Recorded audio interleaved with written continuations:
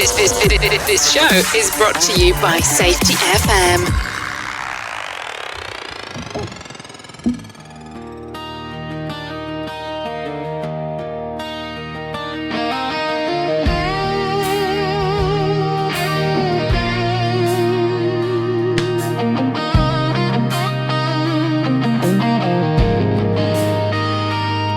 Every day on the job there's a moment.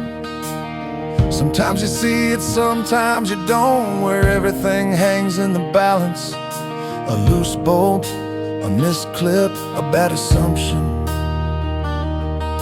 Or maybe the opposite, a choice made right. The right PPE, the right lockout, the right conversation at just the right time. Some folks call that luck. Here on Safety Wars we call it something else. The kiss of safety. The quiet moment where a safe choice gives you another sunrise, another paycheck, another night with the people you love. And the truth, no policy, no regulation, no binder full of procedures means a thing unless you live it, unless your team lives it, unless safety isn't a chore, it's a culture, a war we fight every day, one small decision at a time. Hi, this is Jim from Safety Wars. Before we start the program, I want to make sure everyone understands that we often talk about OSHA and EPA citations, along with some other regulatory actions from other agencies, legal cases, and criminal activity. Everyone is innocent until proven guilty in a court of law. Proposed fines are exactly that, and they are often litigated, reduced, or vacated. We use available public records, news accounts, and press releases. We cannot warranty or guarantee the details of any of the stories we share, since we are not directly involved with these stories, at least not most of the time. Enjoy the show. This show is brought to you by Safety FM. And good evening. Welcome to Safety Wars for Wednesday, December 3rd, 2025. How's everybody doing? This year just blew right by, at least in my opinion. Don't always have to agree with me. I don't always have to agree with you. That's the wonderful thing about this whole medium and being alive here. A lot of places out there, they're not that way. And we'll leave it at that. So, I don't know what to say. We went long yesterday. If you got the whole program, it's like an hour and 31 minutes long. I don't think that's going to happen tonight. But we'll see. You never know. I might get on a roll here. So I don't know if I will be on the air Thursday or Friday.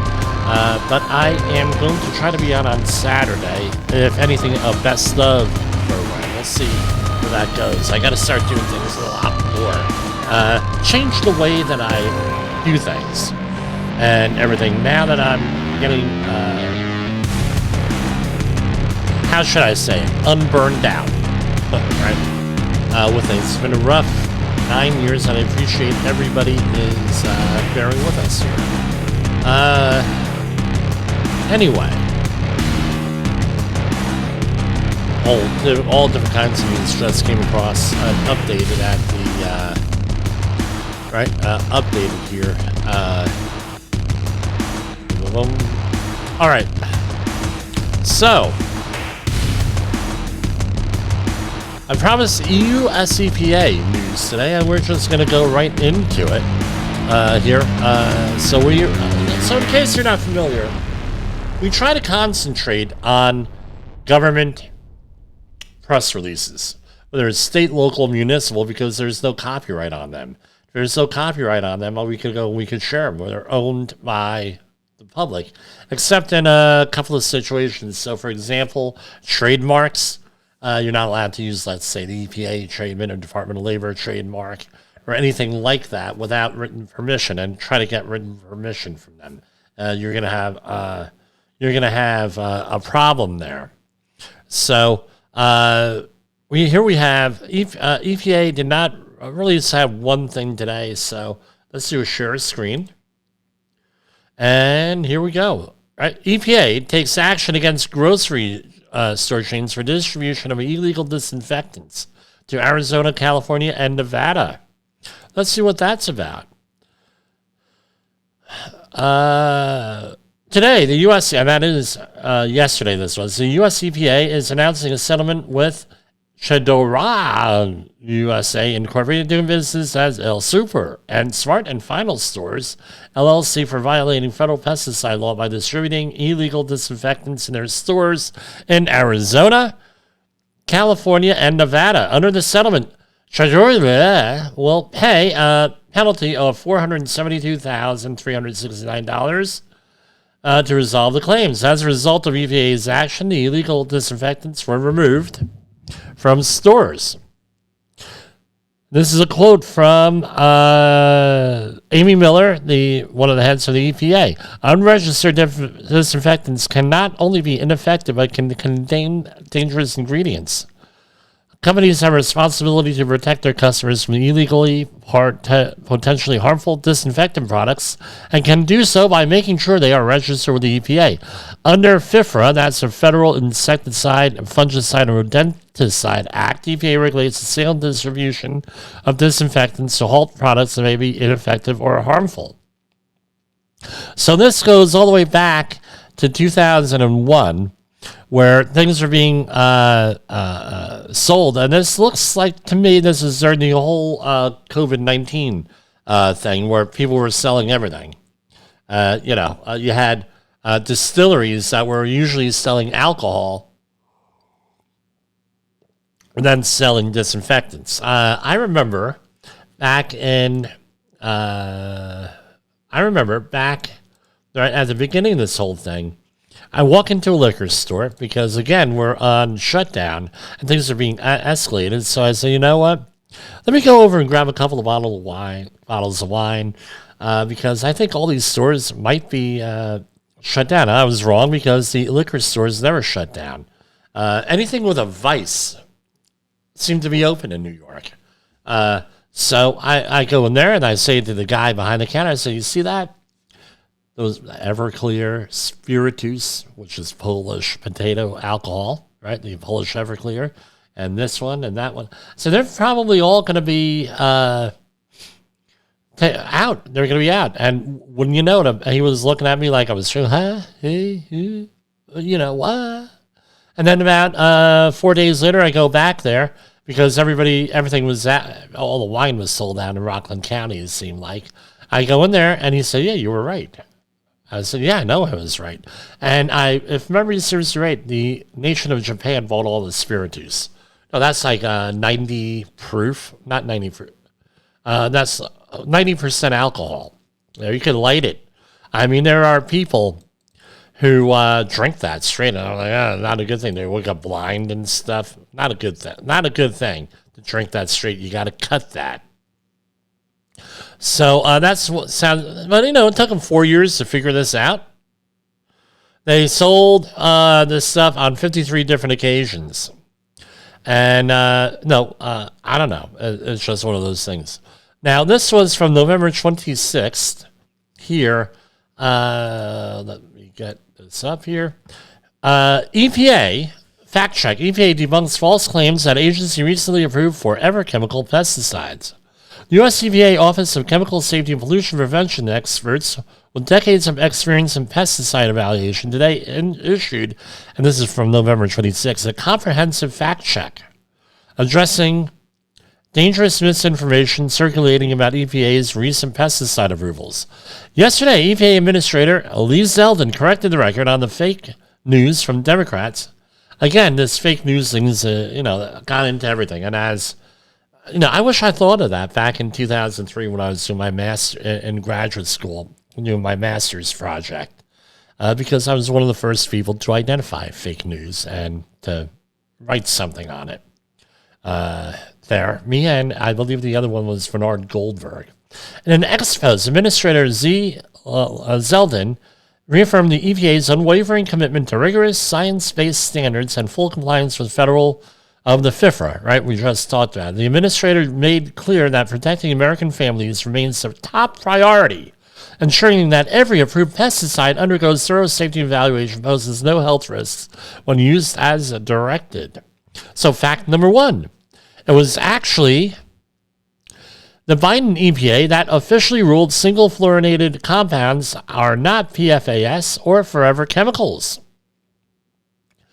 In 2003, EPA's Office of Pollution Prevention and Toxics officially defined PFAS as, after conducting a comprehensive rulemaking process, as chemicals containing 2 or more fluorinated carbons.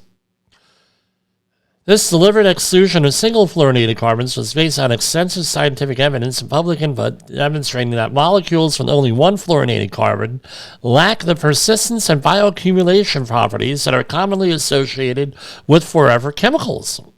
The recent false claims that EPA approved forever chemicals, a forever chemical represents a fundamental misunderstanding of chemistry and toxicology.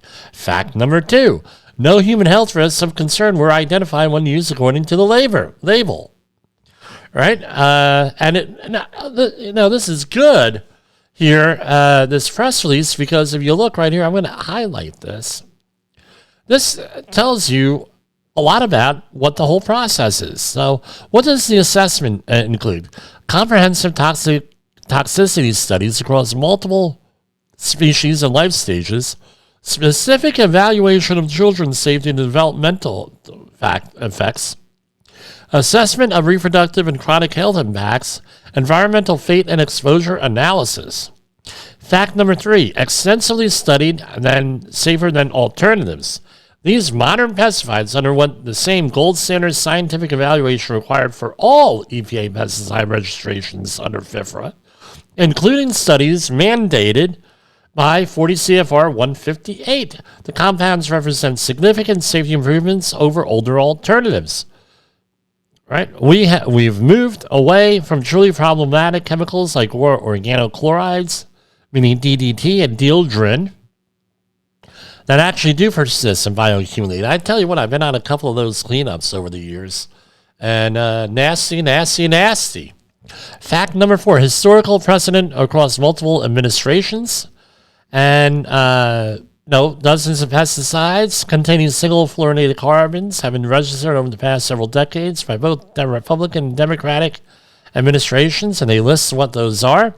Fact number 5, consumer choice. For consumers who remain concerned despite the safety data, organic products remain available and popular. However, in the interest of full disclosure and full total transparency, it must also be noted, organic farming also relies on pesticides for crop protection. Some organic approved pesticides have higher toxicity profiles than modern synthetic alternatives, and organic does not mean pesticide-free. Fact number 6, why pesticides matter for food security. Pesticides serve critical functions in modern agriculture, protecting crops from devastating pests and diseases, ensuring affordable and abundant food supply that provides healthy and nutritious meals to all Americans, preventing crop losses that would increase food prices, reducing the need for additional farmland through improved yields, reducing soil erosion and loss of soil nutrients. The safety of single, we're going to come back to that point right here in a minute here, and again, they're accepted in several other countries, basically. The UK, Canada, EU, Brazil, Argentina, New Zealand, and South Korea.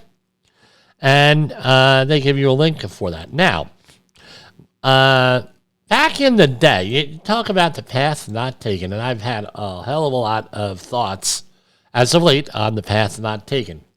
The Congress on Racial Equality, headed by one of the big 4 civil rights groups, had invited me and my dad, back in 2008, roughly, to go to Africa as a delegation because they were promoting a book called Eco-Imperialism. I forget who wrote that, but really good read. And one of the primary theses of that book, Eco-Imperialism, let me pull this up. I'll give the guy a plug.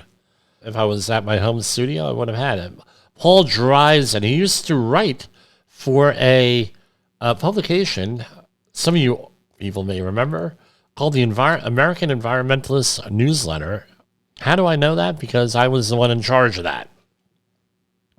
Eco-Imperialism, Green Power, and Black Death by Paul Dries. What was this about? Basically, it was this is what the review. It's a message that needs to be spread far and wide. For a professor of plant genetics from Tuskegee University, this book is the first one I've seen that tells the truth and lays it on the line, from Patrick Moore. Greenpeace co-founder, Rabbi Daniel Lapin. Eco-imperialism provides terrific intellectual ammunition and is outstandingly written. So it reveals a dark secret of the ideological environmental movement. The movement imposes the views of mostly wealthy, comfortable Americans and Europeans on mostly poor, desperate Africans, Asians, and Latin Americans. It violates these people's most basic human rights, denying them economic opportunities, chance to have better lives, and the right to rid their countries of diseases that were vanquished long ago in Europe and in the United States. All right? Now, so that's off of eBay here. I don't think they're going to mind me talking about a 15-year-old book. So what's my point here with this? They wanted me to go down there to discuss this, right, when this book was being written, because European, mainly UN agencies, were allegedly, and I have to say allegedly, not so much allegedly, promoting no modern pesticide use or effective pesticide use, and wanted to keep Africa, basically, we're going to do a huge experiment, and we're going to, rather than build up Africa, get people there, let's put them into make it into a utopia of some sort, some perverted utopia, where they didn't have enough food and basically show how we can be organic farmers and how all this stuff is evil and all this modern agriculture is illegal, including pesticides. And looking back after what we just went through with the SNAP benefits during the government shutdown, this was an example of weaponizing food in a way. Get people to do what we want, and then we could go and coerce them to do things by withholding food or making their food less secure. And what also happened was now there was a market for European food, right? And for the farmers, of course, you can't forget the European farmers and the other farmers out there selling their stuff to a whole continent of Africa, and we're going to create a humanitarian crisis here and then further erode stability in the region. Don't believe me?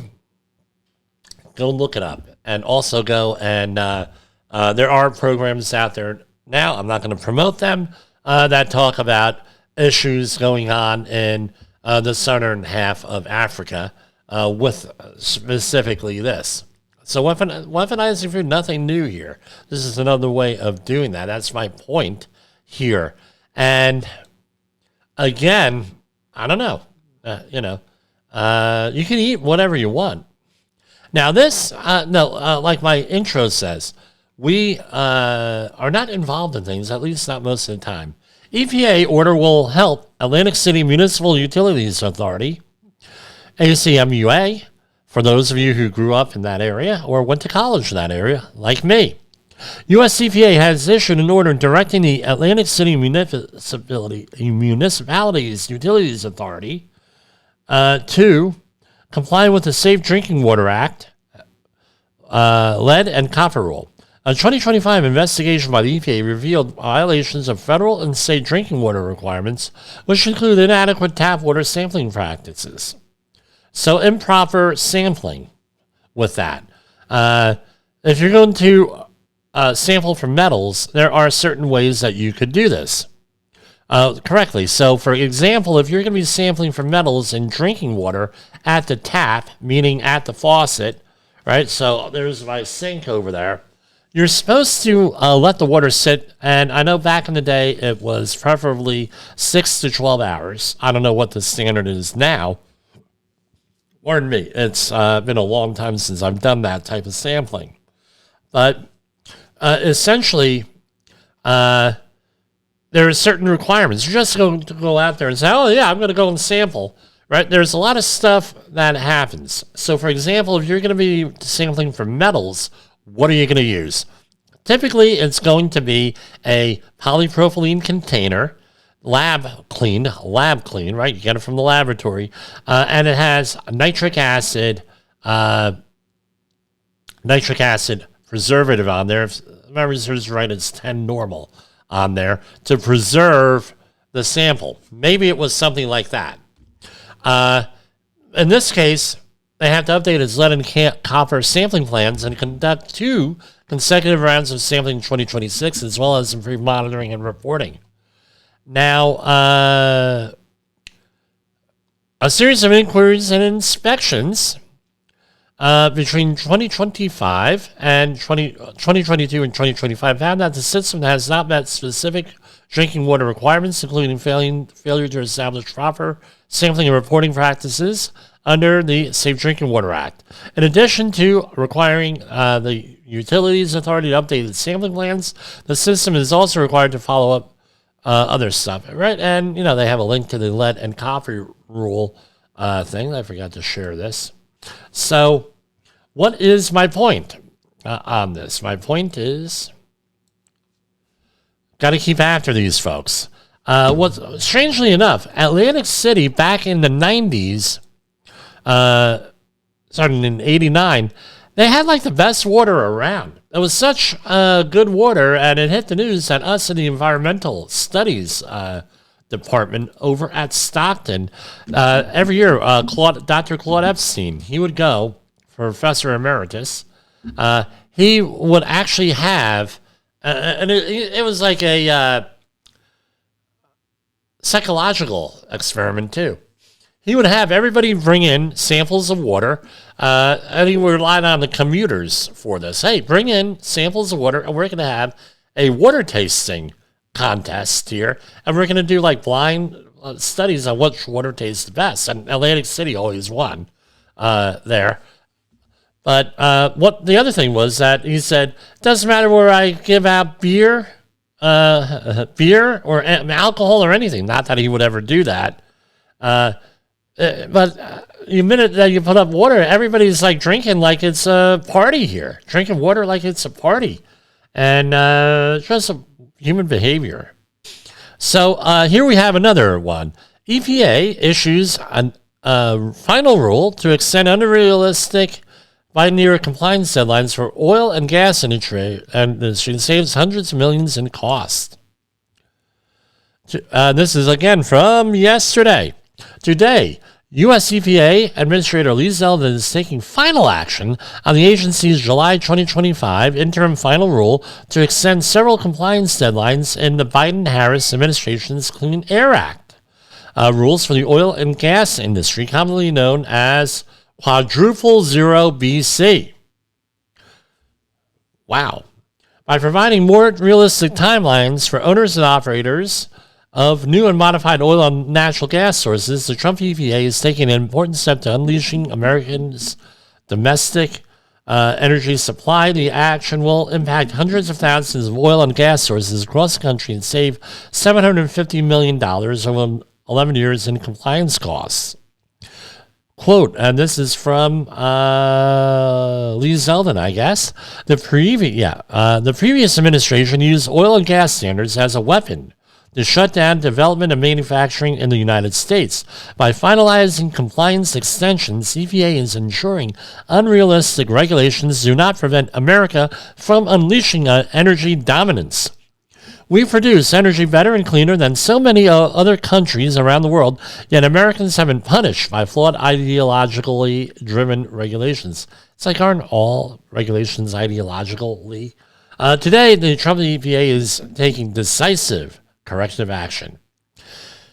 In July 2025, EPA issued an IFR, extending compliance deadlines in the 2024 New Source Performance Standards and Emissions Guidelines for 000 VC.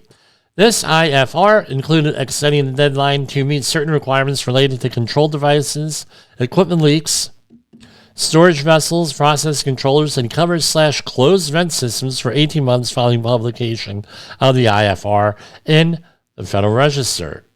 This remains unchanged in today's final rule. Also remaining unchanged are the 18-month extensions given to states to create plans for reducing methane emissions from existing oil and natural gas sources for the implementation of 2024's Super Emitter Program, which requires third parties using EPA-approved remote sensing technology to provide EPA with data on potential large leaks. So, gives you some more background on here, and so making things easier to comply with, saving money, I guess. I don't know. We would have to see see what this is. Now, this is from November 25th. This is an interesting one here. Lowe's Home Improvement Centers to pay $12.5 million penalty for lead-based paint violations during home renovations. Home Improvement Giant agrees to comprehensive nationwide program to ensure lead-safe practices. I guess this explains a lot of the commercials we've been seeing lately. Today, U.S. EPA and the U.S. Department of Justice announced a proposed nationwide settlement with Lowe's Home Centers, LLC, a subsidiary of Lowe's companies, to resolve alleged violations of EPA's lead, renovation, repair, and painting rule, RRP. The violations stem from renovation work performed by Lowe's contractors at hundreds of homes across the country, primarily between 2019 and 2021. And basically, you have to be licensed to do this type of work over a certain threshold. So, and there was a consent decree previously with this, right? So, we're going to go to our first commercial break. I think I beat a dead horse here with this. Here. All right. And we're going to go right to commercial break. Safety Wars is streaming now. SafetyFM.com. Is your safety training old, stale, and hackneyed? Is your safety trainer still preaching a warped version of behavior-based safety? How about safety training that actually addresses your hazards in your workplaces and is not standardized baloney from 25 years ago? Contact the Safety Wars team at safetywars.com or call Jim Posel at 845-269-5772. Remember, if you're receiving this message, you are the solution to unsafe workplaces. OSHA recordables, catastrophic losses, environmental disasters. You want answers? So do I. This is Jim Posel with Safety Wars. That's my daddy! And let's go into some other news. This is from CDLLife.com. Driver reports facility to OSHA after 13-hour wait outside of shipper. A truck driver says he reported the shipper to OSHA after a 13-hour wait outside their facility during a recent run. Truck driver, I will mention his name, says that he arrived at a certain place in Waco, Texas at 9:16 a.m., but was not able to leave till 10:30 p.m. that evening. You know, that is part of my job sometimes, he said, stating that there was an entire line of trucks just waiting to get into the facility. I ran about 85 miles, that's including leaving here and going to find somewhere to sleep. Normally I can run 650 miles a day, so it's just an absolute day loss. Young says he filed a report to OSHA citing lack of bathroom access during the long wait. I don't know how that would work out on that here because he's not an employer there, not an employee, and they're not the employer, so I don't know what that would be. Yeah, how that would work out. Probably it wouldn't work out. You may get a letter from OSHA saying how many people work at your facility and therefore how many toilets do you have. Believe me, that's a real thing. I worked at a refinery that was like one of the main union issues for years, decades. Not enough toilets. The person also said the long wait cost them hundreds and lost mileage and opportunity to pick up another load. Now, the real danger for the employer here is this. They go there, right? OSHA shows up, and what happens? They show up and they find something else. So, what's my advice? Don't piss people off, is my advice. You don't know where it's going to go. So if you piss people off and you're not a nice person, and I don't know what the other context is. What did he tell them that you had to go to the bathroom? And can I use my bathroom? Or can I use the bathroom? Or or did he ask to use the bathroom? They say, well, go bleep yourself or crap your pants. I've had people say that already on the. I hate to get graphic, but that's the way it is out there. With that, yet another driver has worked the facility several times, says that she doesn't believe the driver's claims. 2 or 3, I can see 13 hours. I think somebody probably pulling your leg, truck driver, another truck driver said. It's fairly new, so they're still young, getting used to things. You have to scale in and scale out, and with them just having one scale, I can see a wait time. So, again, piss people off, right? It's a classic. I'll use the vernacular here that everybody else does, FAFO, right, with that. Now, let's see, what next?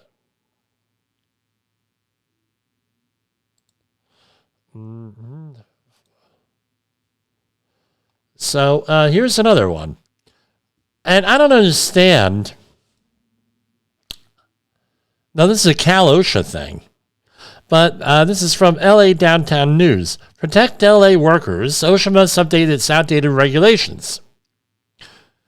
LA is known worldwide for its cultural influence and oceanfront lifestyle, but in industrial neighborhoods of LA, residents and workers face a more dangerous reality than smog or traffic emissions. Located from a short distance from downtown, a company releases ethylene oxide, a sterilizing gas used widely in the medical industry, which poses a serious threat to public health.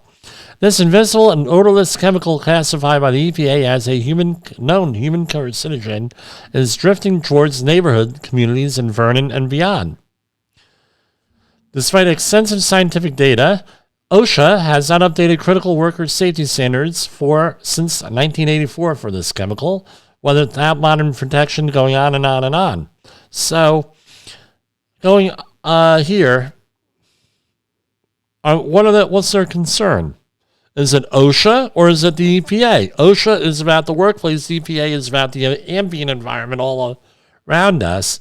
And with that, again, is it a concern? Yeah, I think it is with that. But I think they're one to the wrong thing here. Now, are they concerned about what the people are being exposed to? Okay, that's one thing, but the environment itself and everything else, I don't know. It's a good question, and it's a good opener for the it's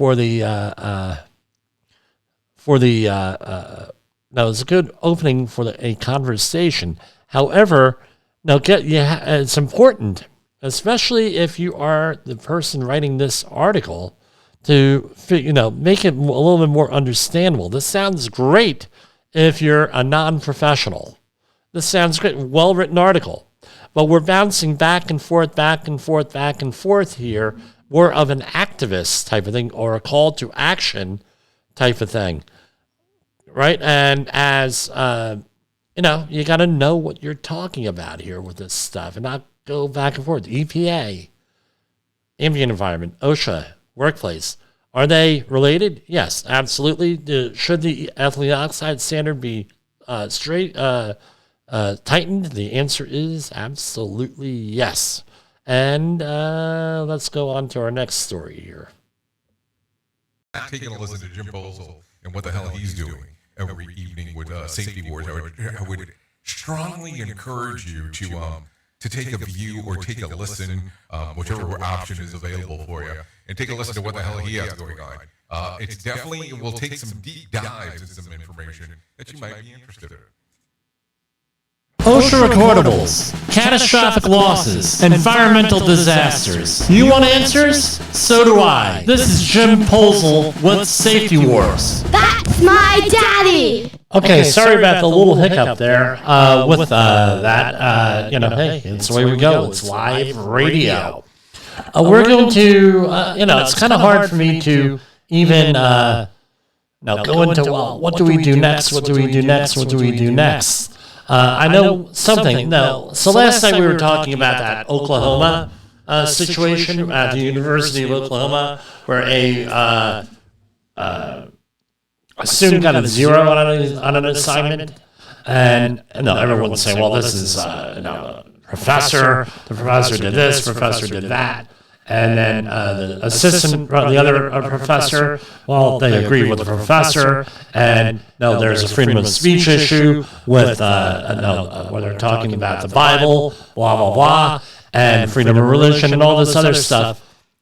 I'm sorry. I know I'm going to offend some of the listeners here. I don't see it that way with that. But it's context. What did the other students write there? With that assignment, whether it was for traditional morality or not, and what were the other things. That's how you have to judge this, is what did everybody do, not one thing, because I tell you what, I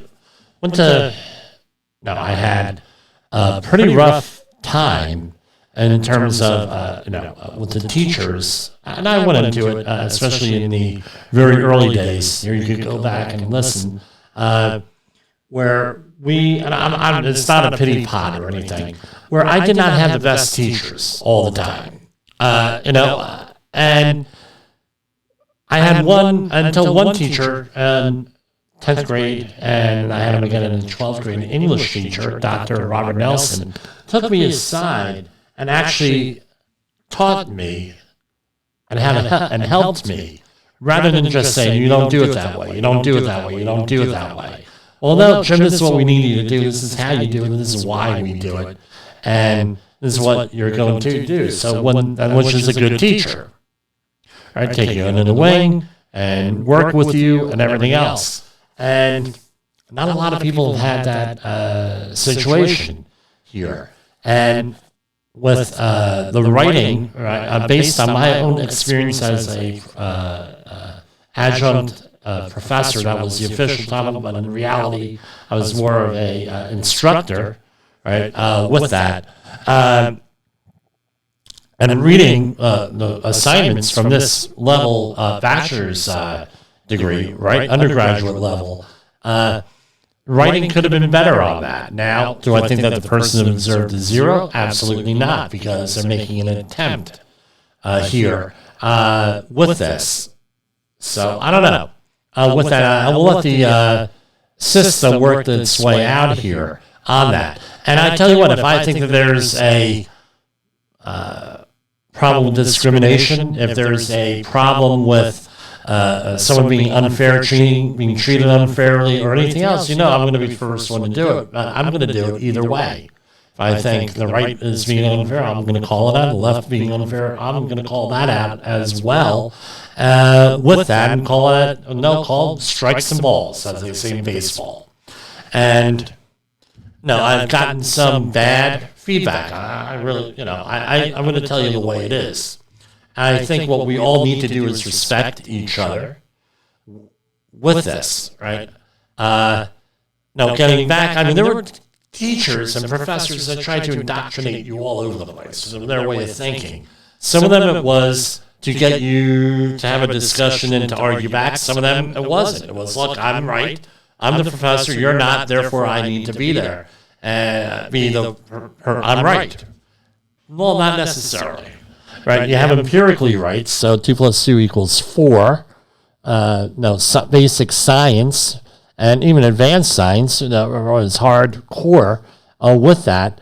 However, as we know, Some of the other subjects, not so much. That's what's going on. And I'm gonna say any more, I'll be rambling, and I get accused of rambling sometimes. I don't see it, but with that. All right, now, what do we got here? Hold on. I got everything going on here.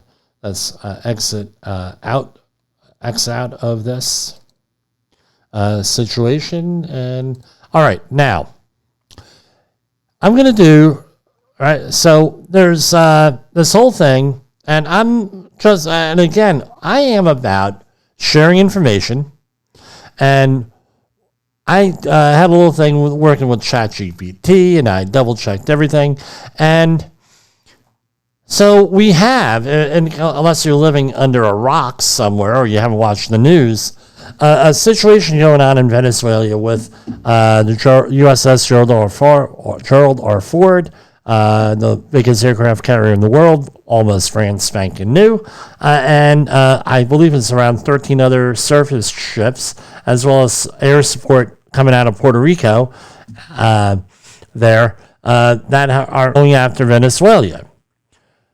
Now, the argument is that there's a couple of different ways. There's what's official, what's the conspiracy theory here. So what's official is simple. Venezuela is supplying drugs to the United States, and they're getting to the United States via boat, and the U.S. Navy has been targeting the boats. All right? And with that.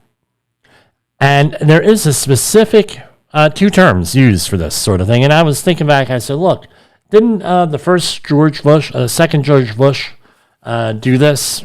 Similar thing with terrorists in Afghanistan. And what about Obama and then Biden and then Trump and the first Trump administration, all that? I said, this sounds familiar, sounds like a pattern. So I did a little bit of research, threw some stuff into ChatGPT, I'll be honest with you, and some stuff into Google, and rattled my memory with some old sources and old tricks up my sleeve from my old political days. And basically, these cartels were declared terrorist organizations back in January. Several of them. They were talking about Mexico, but also some of the other cartels, like in Venezuela, were recently classified, as my understanding, as terrorists, or as with that. And what the idea is that we have close to some years over 100,000 people dying of drug overdoses in this country, plus all the other ancillary crimes that go along with this and collateral damage. And we're working with Mexico, as my understanding. We closed the southern border, working with China, negotiations with fentanyl coming in. That's where most of the deaths are. But there are also some deaths coming in from Venezuela and some other countries. So declaring them terrorists and anything. Now let's think about this. Under the second George Bush, George W. Bush, number 43, I believe is what they called him, right? 3W, right? Holding 3 in front of the camera. So they were finding themselves being ineffective in Afghanistan and Pakistan, fighting the Taliban and there after 9/11, right? And initially, the United States only conducted what was called a personality strike, meaning, and I'm going to share my notes here, meaning that they targeted specific identified individuals, known terrorists. So a terrorist would be known, and they would target that. So around 2008, late in the Bush presidency, the CIA began experimenting with targeting based on patterns of behavior, right, rather than a confirmed identity. These early strikes in Pakistan's tribal regions were the first true, what they call, signature strikes. They were justified as a way to hit Taliban and al-Qaeda fighters who could not be individually identified. So under Bush, right? Right. What were the key features? Highly classified, very limited in scope, considered experimental, and often conducted by the CIA rather than the military. Under Barack Obama, 2009 to 2016, they had formally adopted and expanded signature strikes. Why? The CIA argued that Al-Qaeda and Taliban operatives often moved anonymously, and the AFPAC, right, Afghanistan, Pakistan surge required a broader targeting flexibility, and drone technology and surveillance improved rapidly. So what were some of the changes? Obama authorized signature strikes where we focused on patterns of behavior in Pakistan, Yemen, and Somalia, and allowed targeting based on pattern of life analysis. In other words, if you looked like a terrorist, if you're acting like a terrorist, if you were with terrorists, chances are you're going to be a terrorist. I know that's oversimplifying things. And they created a disposition matrix, a system for identifying threats with that. And it was, right, with that. No, if you take situational awareness training, it's gone into, at least the class I took. So increased drone strikes went from fewer than 50, again, it was the last year of Bush's presidency, to several hundred per year at the peak under Obama. So Obama did do the pattern of life analysis and did do signature strikes at a much greater frequency than Bush did. Now, why was there the change on this? Right? So the change came about because, hold on. The change came about for a couple of reasons.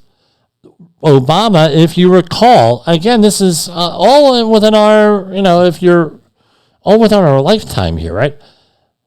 The Obama administration was risk averse to U.S. troop casualties and favored drones. Again, it was cheaper, lower risk alternative to ground combat.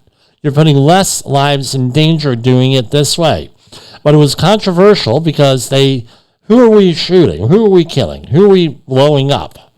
Don't know. You had collateral casualties, for example, civilians, non-combatants, everything else thrown in here, and there was legal questions about due process. So, for example, if we recall, we had Johnny Taliban Walker, who was captured.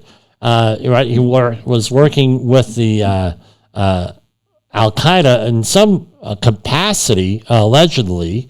We don't know what the capacity was, and for what I remember when he was captured, is it captured, and I'm using air quotes here, from the Travel Network. They were filming a show. They came upon this guy here, and for whatever reason, he was in the camps over in Afghanistan, right? Got sentenced to prison, spent, I believe, 10, 20 years in prison, the whole 9 yards on that. So some of the other public controversies, collateral legal questions about due process. So you had American citizens that were sometimes included in here, whether they were aid workers or whether they were actually giving aid and comfort to the enemy, whatever it may be, right? So in the later Obama era, from 2013 to 2016, Obama imposed stricter rules, near certainty of no civilian casualties, and limited signature strikes to Yemen and Somalia, and increased transparency, but the program did not end. So now we go into the Trump administration, the first Trump administration. Now, under Trump, they loosened some of the Obama-era restrictions and allowed commanders more autonomy in doing this. So it went from someone way up high there authorizing this stuff, right, to someone on a lower level out in the field, meaning the person at the tip of the spear with this, and reduced the reporting requirements and expanded strikes in Somalia dramatically. With some of the president's comments recently, that gives you a little bit more insight, maybe. under the Biden administration, and was from 2021, right, suspended signature strikes temporarily in 2021 for review, and reinstated a version of Obama-era restrictions and shifted many operations back to high-level approval only. Yet he still did it, right? It was part of the counterterrorism thing. Now, that was up to Biden, and now we have, are there signature strikes out there today? Yes. With that, I'm not going, I got some information. I don't want to go and release it now because, I don't want to put any lives at stake. However, the idea of signature strikes, this is not a new phenomenon here. With this, and now it's being applied to terrorist groups today in the Caribbean, rightly or wrongly. I'm not giving you an opinion here. I'm not defending one policy or another. I'm not in charge. But I want to go out there. Part of what this program is about is is to teach you not to be manipulated, to look a little bit below the surface and what are they really saying? What are they really doing here? So, with that, that's what it comes down to. That's what my gig here is. I want people to be informed. I don't want people to be scared. I don't want people to be manipulated. I want to see some truth here, as I see it. And maybe, hey, you don't agree with me? Don't agree with me. Go ahead. Check it out here with that. So that's what I want to share with you folks here on the program. Now, what else do I have here? What else am I going to cover here? With that, and you know what? I think I'm probably the only person that covered that with this here. We'll find out because I tell you what, tomorrow, watch. So this will be on the news tomorrow, signature strikes. So we're getting ahead of it, so I'm going to edit this out, and I'm going to post it as a separate video here. So here we have some Department of Homeland Security updates. Let's talk about it. Yeah, we talk about it. So, DHS launches, this is from today, Operation Catahoula Crunch in New Orleans, targeting criminal illegal aliens released from jail back into American communities. DHS launches American Operation Catahoula Crunch in New Orleans, targeting criminal illegal aliens released from jail back into American communities. The Department DHS today launched a federal law enforcement operation with Operation Catahoula Crunch. It sounds like a cereal, right? In New Orleans, Louisiana, targeting criminal illegal aliens roaming free thanks to sanctuary policies that force local authorities to ignore ICE arrest detainers. And they released some of the alleged offenders here with their photos. I don't know if that's true, not true, whatever. With that, what else do we have here? Miles from nation's capital, ICE arrests on ISIS-K Afghan terrorist. I don't know what ISIS-K is. Sounds like a rap star here. Afghan terrorist who was released into U.S. under Biden's Operation Allies Welcome.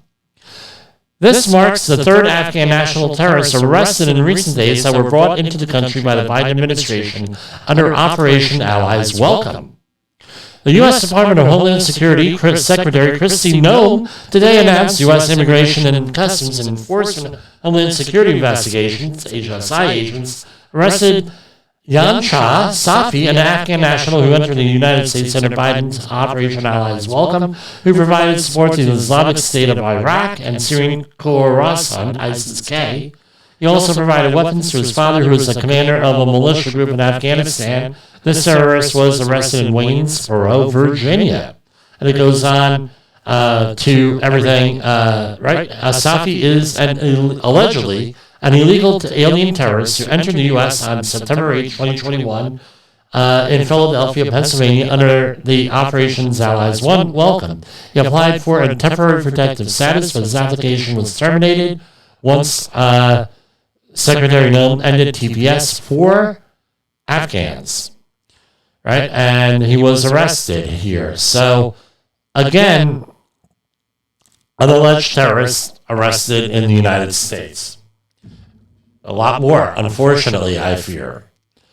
So that's what we have. That's our political stuff for tonight, and we threw in some history lesson there. So, for Safety Wars, this is Jim Posel. We're going to move to our outro, and that's what we're gonna do.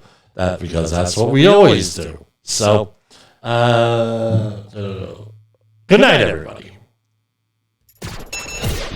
The views and opinions expressed on this podcast are those of the host and its guest and do not necessarily reflect the official policy or position of the company. Examples of analysis discussed within this podcast are only examples. They should not be utilized in the real world as the only solution available, as they are based only on very limited and dated open source information. Assumptions made within this analysis are not reflective of the position of the company. No part of this podcast may be reproduced, stored in a retrieval system, or transmitted in any form or by any means, mechanical, electronic, recording, or otherwise, without prior written permission of the creator of the podcast, Jay Allen.